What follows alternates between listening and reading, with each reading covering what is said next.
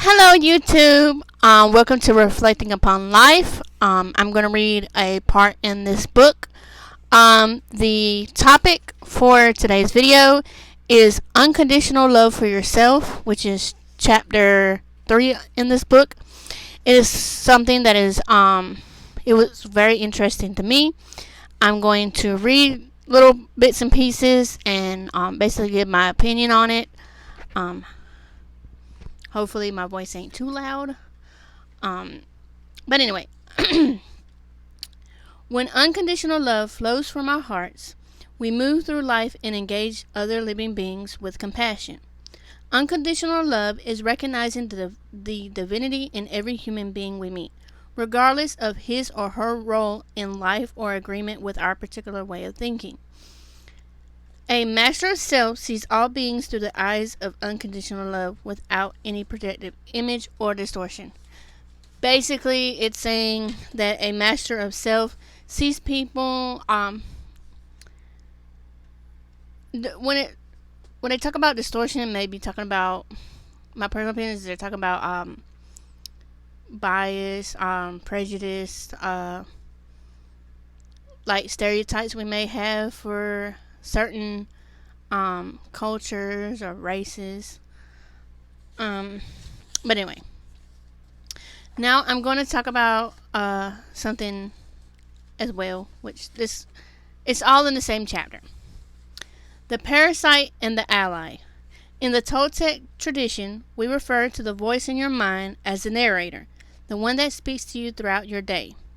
When you are self-domesticating, we say that the narrator is acting as a parasite, draining your energy through internal negative self-talk. The voice of the parasite uses your beliefs formed through domestication and attachment to hold power over you by placing conditions on your own self-love and self-acceptance. Sorry. The parasite keeps... I didn't finish highlighting this, but I'm going to go on. You trapped in the fog, unable to see the truth of who you really are and the potential that you hold in your heart.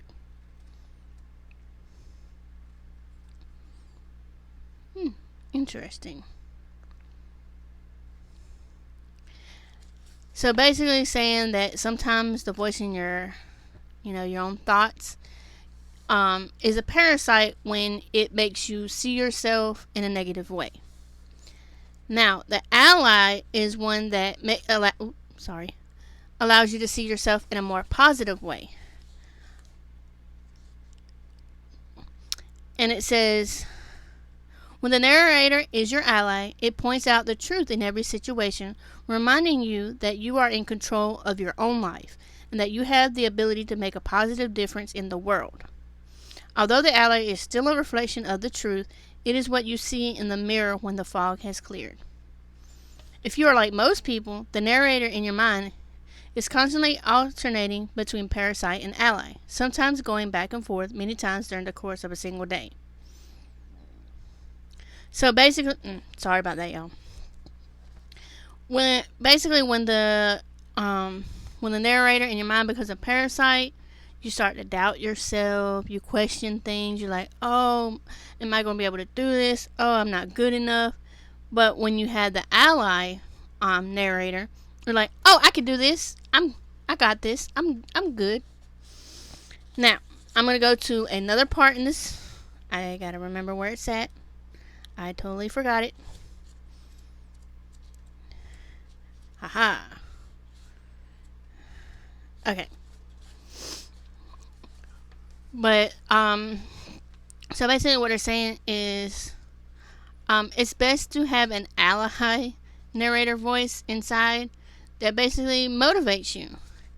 But most people, we tend to go back and forth. I know I personally do. I'll question my thoughts and my ideas, like, oh, should I?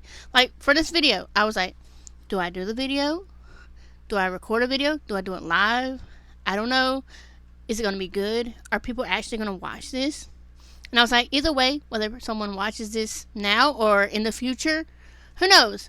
Maybe in the future you're watching this and I'm already gone. Nobody knows. And another thing that made me think recently was the fact that even when I'm gone, these videos, well, if YouTube's still around by then and my channel doesn't disappear, these videos are going to live on. Somebody's going to see these videos and be like, oh, interesting. Or maybe they're like, what is wrong with her? Alright, now I'm going to talk about a little exercise you can do. Releasing judgment. Look at yourself in the mirror and notice all the self-judgments that arise in the next few moments. Does a voice inside you say that your nose is too big? That's funny because me and my husband make jokes about my nose being big because every time it's cold weather, the first part of my body that is really cold is my nose. Anyway, let's get back. Too small? Do you not like your body size or your complexion? Take a moment to listen to those judgments. Your emotions will let you know which ones affect you the most. As the stronger the negative feeling, the more attached you are to that judgment. Write the judgment that incites the strongest emotional response on a piece of paper. It's very important that you write this down. You'll understand why in a moment. Next, take a moment to remember the many instances when you have used this judgment against yourself. Perhaps this has been repeating in your mind for years and years. Now you can investigate the source of this judgment and identify how it has affected your actions in the dream of the planet. I haven't completely read this book, but these are some. Alright. Write down your answers to the following questions. Now, this is something you can do later. You can do it when you're watching this video. Question number 1. Is this judgment you learned from someone else? Can you remember when you learned it and from whom? Have you repeated this judgment about yourself to someone else? How has this judgment shaped your actions? Have you denied yourself opportunities or failed to take risks because of it? Now, read your responses and then ask yourself this very important question. Sorry. Do you still want to let this judgment control your life?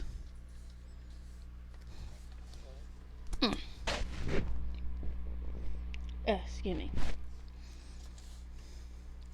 Now, if you say no to that question, then you see the written judgment as something that is not a part of you. It is a piece of paper with words on it. Now, when you are ready to release this judgment, say the following statement out loud. I, and then you would say your name.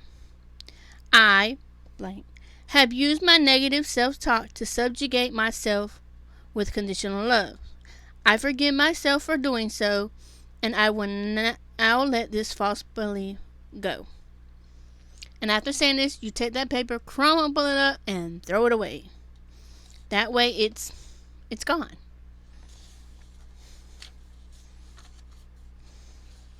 Now, there's another thing that I wanted to talk about once I find it.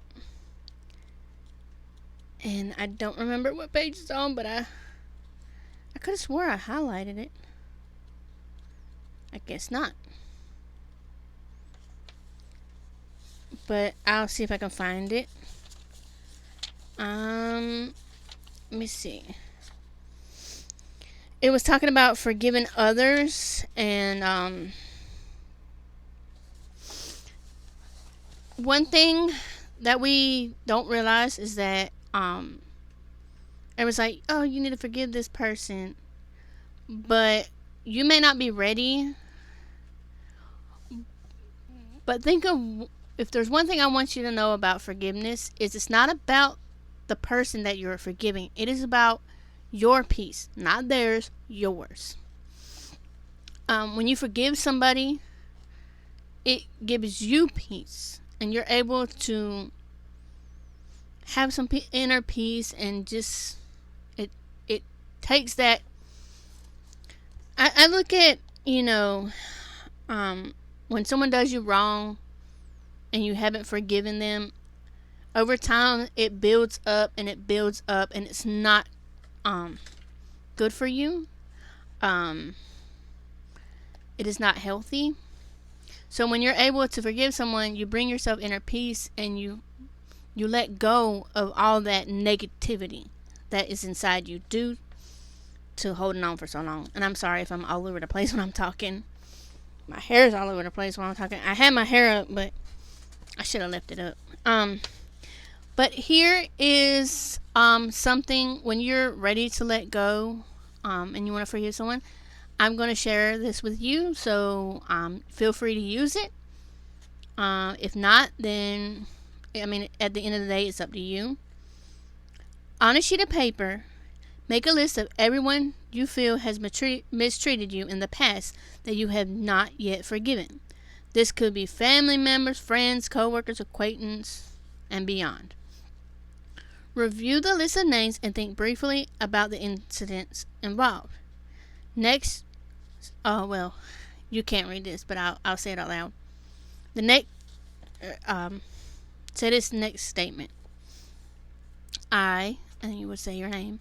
I, blank, am ready to forgive all those who inflicted pain and suffering on me in the past. I choose to forgive them so that their actions of the past can no longer affect my present. My wish is to see them through the eyes of unconditional love. I also forgive myself for anything and everything related to these events. I was doing my best at the time. I pray that these people and myself can experience only love and peace going forward. Now, as you did in the previous thing with the self-judgment, take that paper of names, crumble it up, throw it away. And as you do, visualize all the negative feelings that you have about these people and the events going in the trash as well. Now, if there's someone that you have really trouble forgiving, that's in that list, you would say this, and you would enter their name. When I say blank, you would say their name. I pray that blank receives everything they want in life, including the experience of unconditional love, peace, and happiness. There is a forgiveness dialogue, but it's very long, and it's basically forgiving people. But like I said, forgiveness is more about your inner peace than theirs. And it's something that I've had trouble with. I'm not going to lie. There are many, many situations in my life where forgiveness is the hardest, and it's something that it takes a while, because you can't forgive someone until you're ready to give that forgiveness. So basically, I'm going to summarize everything that we read and talked about. We talked about loving yourself, unconditional love for yourself, learning how to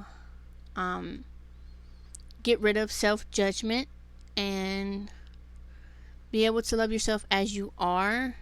We learned about the parasite and the ally. The parasite being the inner voice that tells you you're not worth it, or basically has doubt or negativity about you. And then the ally is a voice that is basically like your hype man. The one that's like, oh, you can do this, you'll be good, you'll do fine, I believe in you, kind of like. And we also talked about forgiveness. We all know that forgiving is hard. But another thing I did not mention, the hardest thing about forgiving is not just about forgiving others, it's forgiving yourself for how you thought, how you may have reacted, forgiving yourself for blaming yourself for something you had no control over.